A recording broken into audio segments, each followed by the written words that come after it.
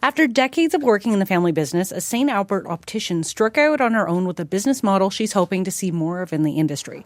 That vision has been recognized by the International Optics and Eyewear Trade Fair SILMO Paris.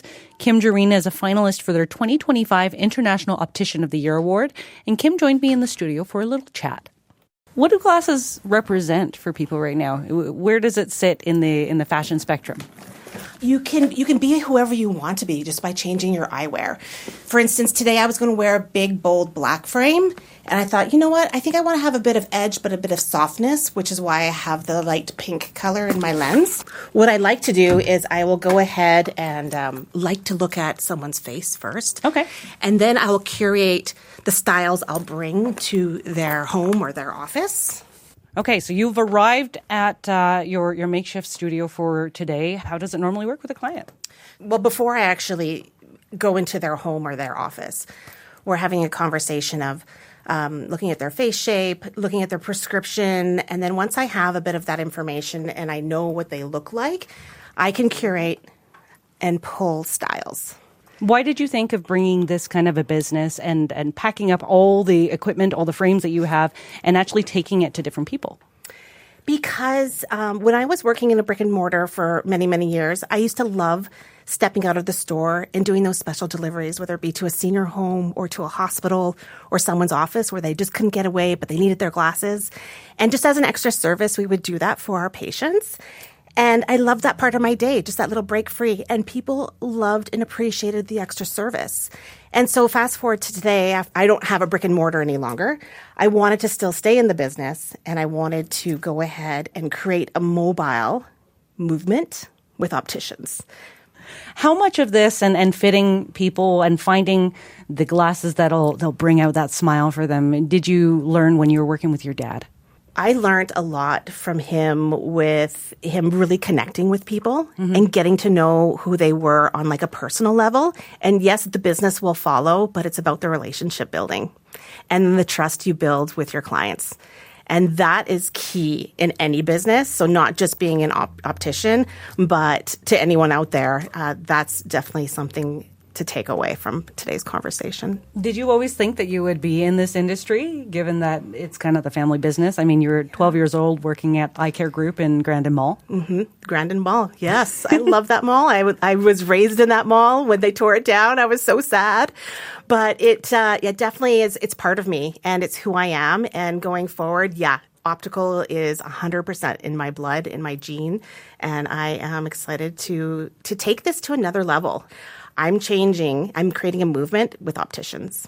Can you tell us a bit about how this nomination came about? The nomination came about with my mentor. Her name is Helen Whitaker. She lives up in Powell River, BC. I have never met Helen in person. Her and we actually met on LinkedIn. And when I was trying to build my connections on LinkedIn, I kind of just tapped into the optical industry. And what came of that was these beautiful connections and relationships and support. And Helen is one of those key people that she is also making movements in the industry. And I too, I'm also proud of her. She did nominate me for this award, and I appreciate that. And being a finalist, I feel like I'm already a winner. How has the St. Albert community reacted to this nomination, too? Oh, nothing but bravo. So proud of you guys. We were out in that community for 50 years. So we know a lot of the people out there. My mom still lives out there. And it's just... I don't know. It's just so exciting. And when the article came out in the Gazette, in the St. Albert Gazette, I just wanted to reach out to everyone to say, thank you. Thank you for helping me get here. How many glasses do you think you fitted Albertans with? And how far are you driving for clients now? Well, right now I've driven up to Westlock. So I would say Edmonton and surrounding areas, and I have gone down to Calgary. But that one I'm doing like in-person meetings, and now I've taken my business model a little bit to tap into the virtual consultations, and I'm just starting to do that now. So I have a client out in Montreal, and one in Vancouver, and then across the border over in New York. So I'm just slowly starting to see what that type of business is going to look like for me. Okay, so we've figured out which frames. Let's say we're going with these frames. What do you have to do next? I would need to find out where your optical center is in these lenses. So I would take a marking for that. I would measure that measurement. And then we're also going to measure the distance across your eyes. It's called a pupillary distance, a PD. So taking the PD measurement is key with making glasses. So I end up sending my glasses to the lab. I have a lab that I am in partnership with, and they make the most amazing, beautiful lenses that are high-end lenses. How many sets of frames, how many different options are you coming to people with?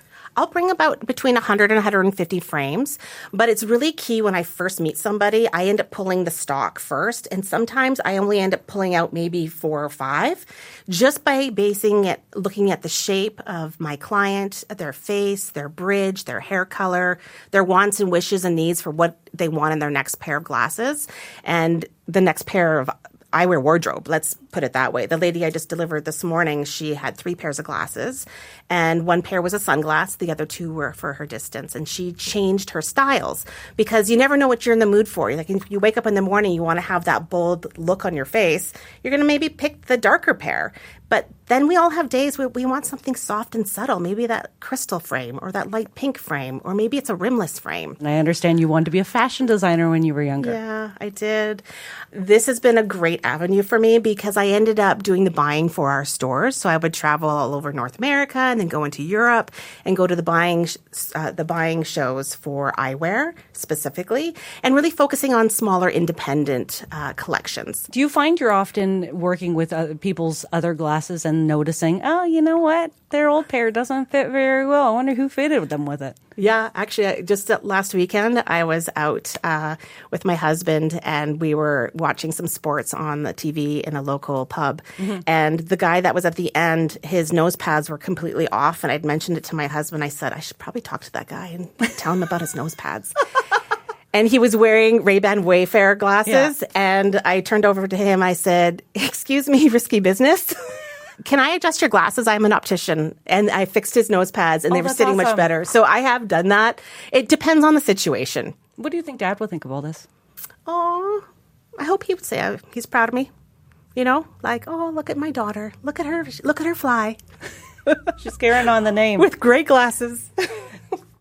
That's Kim Jarina, the owner of EyeStylist, a mobile optical business that's based out of St. Albert. She's nominated for the SILMO Paris 2025 International Optician of the Year Award. The awards and eyewear trade fair happen in France this September. Well, working